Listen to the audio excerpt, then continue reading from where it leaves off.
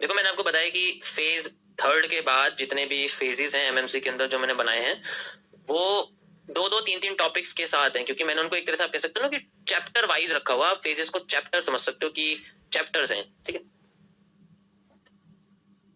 Phase 5 के अंदर मैं आज आपको ऑलरेडी बता चुका हूं कि कंपाउंडिंग के बारे में बात हम लोग कर रहे हैं, ठीक है, यानी कि the consistent growth of funds, compounding के कॉन्सेप्ट के बारे में हम लोग बात कर रहे हैं, ठीक है।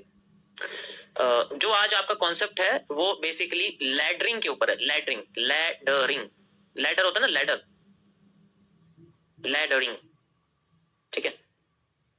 वैसे उनको लेदरिंग बोलते हैं, लेदरिंग थोड़ा सा कतार की लैंग्वेज में अगर मैं बात करूं तो, ठीक है, लेदरिंग बोलते हैं इसको। लेदरिंग क्या होती है? लेदरिंग होती है जब हम लोग, जैसे कि एक रस्सी होती है, सीढ़ी होती है, ठीक है, मैं आपको पहले इसका थोड़ा सा कॉन्सेप्ट बताता हूँ कि जो लेदरिंग होती है वो क्या होती है। जैसे मान के चलो एक सीढ़ी है, ठीक है। अब सीढ़ी में आपको पता है जो लकड़ी की सीढ़ी होती है उसके अंदर स्टेयर्स होती हैं, छोटी छोटी सी लगी रहती हैं, और एक ऐसा पॉइंट आता है जहां इसकी सारी नींव रहती है। नींव मतलब वो क्रॉसिंग होती है जिससे इस सीढ़ी को इधर से उधर मूव नहीं होने दिया जाता। अगर इन दोनों को मैं कंबाइन कर दूंगा, सोचो अगर मैं इन दोनों को कंबाइन कर दूंगा तो एक बहुत मोटा वाला, एक जो मोटी वाली जो लकड़ी है वो बन के बाहर आ जाएगी। इसका मतलब ये इस पूरी सीढ़ी की सबसे पावरफुल एरिया रहेगा। मैं अगर दोनों कंबाइन कर दूं तो आपको ये लकड़ी कुछ ऐसी दिखेगी, इतनी मोटी आपको दिखेगी लकड़ी, बाकी सारी ओरिजिनल सेम है और बाकी के साथ और कोई फर्क नहीं पड़ता, बाकी किसी के साथ कोई फर्क। तो ये जो सेंट्रल पार्ट होता है इसका, ठीक है, ये जो सेंट्रल पार्ट होता है इसका, इसी को हम लोग एक लैडर का सपोर्ट कहते हैं। सपोर्ट लैडर में कभी भी नीचे या ऊपर नहीं होता, क्योंकि हम सीढ़ी को घुमा सकते हैं। अगर हम उल्टा कर देंगे तब भी सीढ़ी एक जैसी लगेगी, सीधा कर देंगे तब भी, तो उसका कोई सपोर्ट नहीं होता। इसका सपोर्ट होता है इसका सेंट्रल एरिया। जितना ये पावरफुल होगा, जितना ये मोटा होगा, उतनी सीढ़ी ऊपर की साइड चढ़ते वक्त नीचे का बेस उसका बहुत अच्छा रहेगा, वो नीचे नहीं आने देगी। फाइनेंशियल मार्केट की भाषा में इस लैडर को हम लोग IFC बोलते हैं, institutional funding candle, the largest candle on the trend. ये वही कैंडल है जो चढ़ती हुई सीढ़ी की सबसे मोटी, बड़ी और पावरफुल कैंडल होती है, जो कभी भी ट्रेंड को नीचे आने नहीं देती। इसीलिए इस कैंडल को हम लोग एक FVG के तरीके से भी यूज करते हैं कि मार्केट 50% से रिवर्स करके भाग जाए, नीचे ना आए। अगर ये पावरफुल काम करती है तो सीढ़ी को और लंबा कर दिया जाता है, और लंबा कर दिया जाता है, और उसके बाद दोबारा से एक और ऐसा ही आप देखते हो, ऐसी क्रॉसिंग लगाई जाती है ताकि ये और ऊपर से पावरफुल हो जाए, और ऊपर और ऊपर और ऊपर और ऊपर जाती जाए। सीढ़ी की लेंथ कभी खत्म नहीं होती, डिपेंड करता है मंजिल कितनी है हमारी, हमें अपनी मंजिल से मतलब है। सो ये जो IFC है, देखो मैं इसके बारे में ओरिजिनली पहले वीडियोस बना चुका हूं, लेकिन जो मैं आज आपको बता रहा हूं वो बहुत अलग है। ये भी एक कॉन्सेप्चुअल टॉपिक है आपका लिक्विडिटी की तरीके से, जैसे लिक्विडिटी मैंने आपको बताया था। सो ये IFC जो होती है ये बेसिकली एक जो लैडर होती है, जो हमारी सीढ़ी होती है, सीढ़ी की तरह काम करती है। किसी भी ट्रेंड के अंदर बहुत ज्यादा पावरफुल होती है। कैसे काम करती है अब मैं आपको बताता हूं, और इसी के बेसिस पे सीढ़ी को कंपाउंड किया जाता है, बढ़ाया जाता है। अगली बार नीचे 3 डंडियां यहां पर लगाई थी, अगली बार 3 की जगह हमने 4 लगाई, और हम लोग 5 कर देंगे, क्योंकि पावरफुल होती जा रही है ना, तो हम लोग और पावरफुल कर देंगे इसको। स्टॉक मार्केट में सबसे बेस्ट एरिया होता है इंस्टीट्यूशन के मूव को प्रिडिक्ट करने का। इसके बाद जो कैंडल बनती है वो होती है मार्केट में पोजीशन लेने वाली, ठीक है। अब देखो क्या होता है इसके, अब ये IFC बंद हो गई है हमारे सामने। तो जब मार्केट अपने आप को लेके चलती है, down side down side down side down side down side चलती है, और एकदम से नीचे आती है, और ऊपर का क्रॉस करने की बजाय, बड़े टाइम फ्रेम पर ऊपर का क्रॉस करने की बजाय वो एक गैप छोड़ देती है। किसी भी एक बड़े ट्रेंड को पता करने के लिए इस गैप को हम लोग आइडेंटिफाई करते हैं, and this gap is called A needed volume.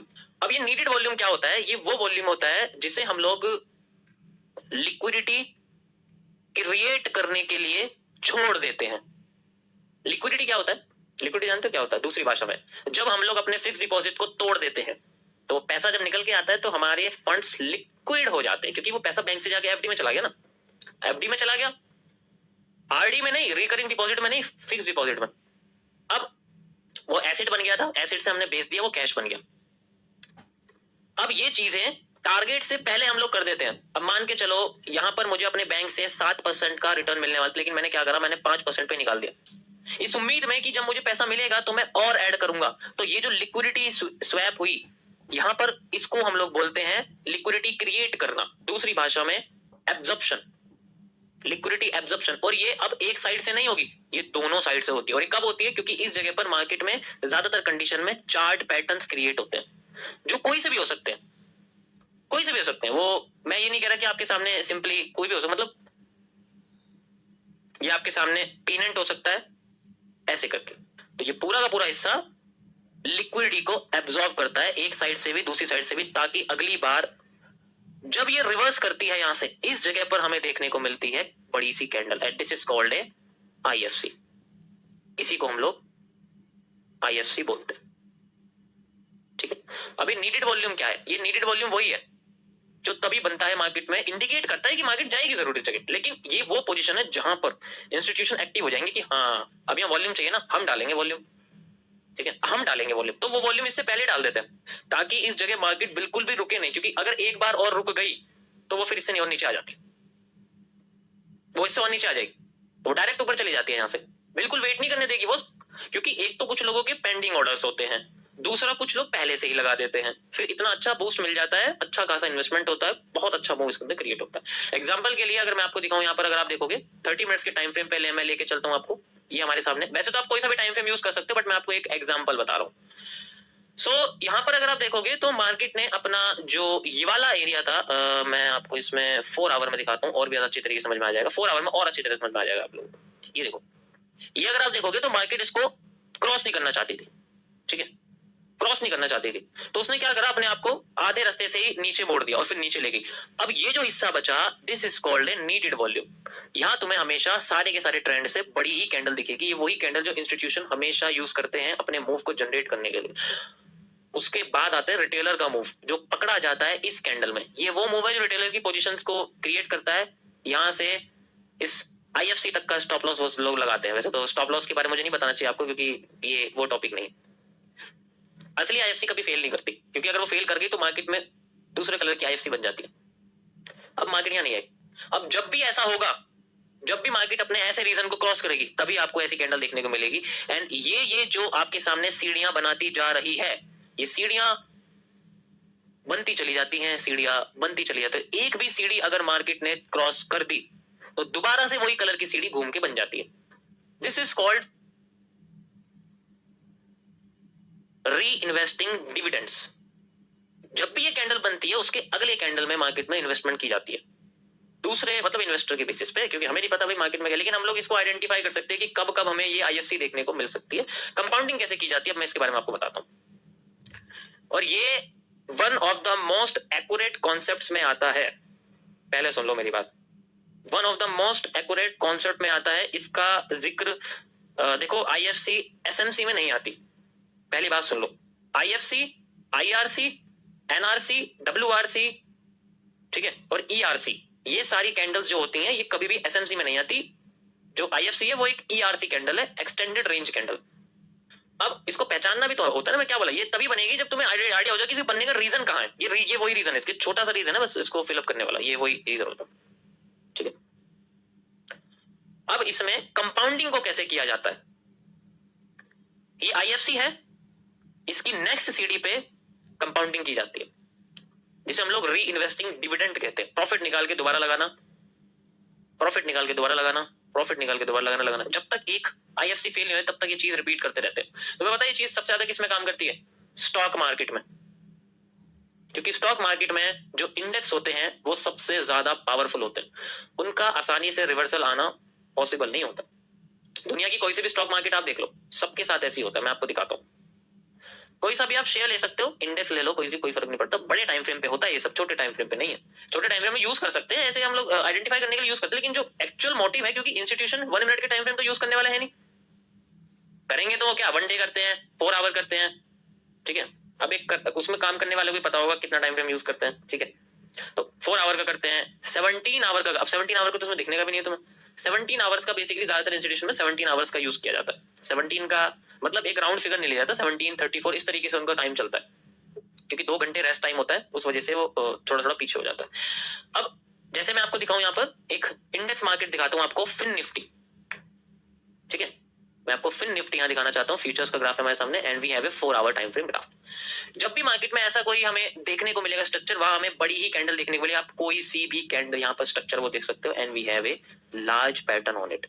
Depend करता है कि वो किस तरीके से हमारे सामने बना हुआ है। आप जब भी देखोगे आपको यही दिखेगा। अगर वो डाउन साइड में आ रही है तो वो हमेशा अपने ट्रेंड की सबसे बड़ी कैंडल को तोड़ के ही बनेगी। ये जो आपको दिख रही है, समझ आया? और जब ये मूव बनता है तो एक सीढ़ी क्रिएट हो जाती है। जब तक इस बड़ी सीढ़ी को कोई तोड़ता नहीं है तब तक ये अपना मूव कंटिन्यू करती है, कंटिन्यू करती है, कंटिन्यू करती है। जब जब ये तोड़ती रहेगी तब इसका मूव कंटिन्यू होगा, लेकिन फिर दोबारा अगर रिवर्स करके आ जाएगी तब ये टूट जाएगी। इस तरीके से ये यूज होती है। देखो यहाँ तो तुम्हें गैप अप गैप डाउन दिख रहे हैं, इसलिए कह सकते हैं कि एक्यूरेट नहीं है, लेकिन ओरिजिनली जो एक्चुअल वे होता है वो इसमें यूज किया जाता है। आप किसी ब्रोकर का चार्ट देखो तो उसमें आपको क्लियर दिख जाएगा। मैं ब्रोकर का चार्ट ओपन नहीं कर सकता, मैं आपको as a trading video provider का चार्ट दिखा रहा हूँ आपको। जैसे मैं आपको किसी और का दिखाता हूँ, चलो मैं आपको बिटकॉइन में दिखाता हूँ। बिटकॉइन में सबसे ज्यादा इंस्टीट्यूशनल इन्वेस्टिंग होती है। इसके अलावा तो सबसे बेस्ट जो है करेंसी है नहीं इसमें इंस्टीट्यूशनल इन्वेस्टमेंट ना हो, सबसे बेस्ट है ये। देखो आपको दिखाता हूँ, जब इंस्टीट्यूशनल होती है क्रिएशन, सबसे बड़ी कैंडल आपको यहाँ देखने को मिलेगी जो अपने नीडेड वॉल्यूम को हमेशा क्रॉस करके ही बनेगी। और इसके नेक्स्ट कैंडल पे सारा का सारा कॉन्सेप्ट होता है, ये देखो देखो इसके नेक्स्ट कैंडल पे सारा एक कैंडल फेलिंग एंड देन फिर बाद में मार्केट डाउनवर्ड, आगे डाउन। एक भी अगर कैंडल फेल हो जाए एनआईएफसी की तो इंस्टीट्यूशन अपना जो एसेट्स हैं वो बेचना शुरू कर देते हैं। और जब बेचते हैं तो भी रेड कलर की आईएफसी ही बनती है, like this, like this, like this, like this. ये आपको आईएफसी देखने को ठीक है, सारी की सारी आपको आईएफसी देखने। समझ आया सबको? ये इस तरीके से कंपाउंडिंग यूज होती है। और ये जो नीडेड वॉल्यूम है इसके बेसिस पे ही हम लोग आइडेंटिफाई कर सकते हैं, वरना तुम ट्रेंड की हर बड़ी कैंडल को ये समझो कि ये आईएफसी है। इससे पता लगेगा अगर वो इस गैप को बिना किसी जिग जिग के फिल कर रही है तो वो एक आईएफसी की तरह काम कर रही है। समझ आया सभी को?